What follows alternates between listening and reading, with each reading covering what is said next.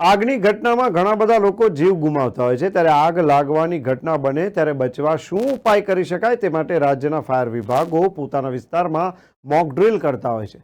આ મોક ડ્રીલથી લોકોને જાગૃત કરાય છે. ત્યારે અરવલ્લી જિલ્લાના મોડાસાના ઔદ્યોગિક એકમમાં મોક ડ્રીલ યોજાઈ. ડિસ્ટ્રિક્ટ ક્રાઇસિસ ગ્રુપ અરવલ્લી અને deputy director industrial safety and health Gandhinagar તથા મોડાસા નગરપાલિકા ફાયર વિભાગના સંયુક્ત ઉપક્રમે ગોપાલ સ્નેક્સ લિમિટેડ રહિયોલ મુકામે એસડીએમ મોડાસાની હાજરીમાં મોક ડ્રીલ કરવામાં આવી.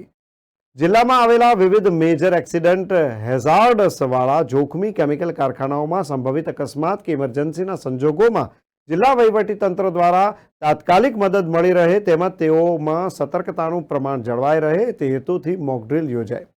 આકસ્મિક આગમાં સંજોગોમાં તેને કાબૂમાં લેવા માટે કેવી રીતે કામગીરી બજાવવી તેની તાલીમ મળી રહે છે. આવી મોક ડ્રીલ યોજવાની જરૂર છે. વર્તમાન ચાલુ માસને સરકાર દ્વારા સલામતી માસ તરીકે ઉજવણી કરવાનું નક્કી કર્યું હોવાથી તેના ભાગરૂપે મોક ડ્રીલ યોજાઈ. અંતર્ગત મોડાસાના સ્નેક લિમિટેડ રહિયોલ મુકામે મોક ડ્રીલ યોજાઈ, જેમાં ઇમરજન્સી મોક ડ્રીલના મોડાસા સ્નેક્સ લિમિટેડ રહિયોલ મુકામે કોઈ કારણસર આગ લાગતા ઓપરેટરે તુરંત મેનેજમેન્ટને જાણ કરી ફોન મળતા તાત્કાલિક અગ્નિશામક તથા ફાયર હાઇડ્રન્ટ લાઇનનો ઉપયોગ કરી પાણીનો છંટકાવ કરી આગને કાબૂમાં લેવામાં આવી. કારખાનાના સલામતી વિભાગના મેનેજમેન્ટના કર્મચારીઓની આવી ઇમરજન્સીના સંજોગોમાં કેવી સતર્કતા છે તેની ચકાસણી કરવામાં આવી. મોક ડ્રીલને સફળતા અપાવવા ડિસ્ટ્રિક્ટ ક્રાઇસિસ ગ્રુપના મેમ્બર સેક્રેટરી તરીકે deputy director HS. Patel, industrial safety and health Gandhinagar તેમજ સંબંધિત વિભાગના અધિકારીઓએ ભારે જહેમત ઉઠાવી.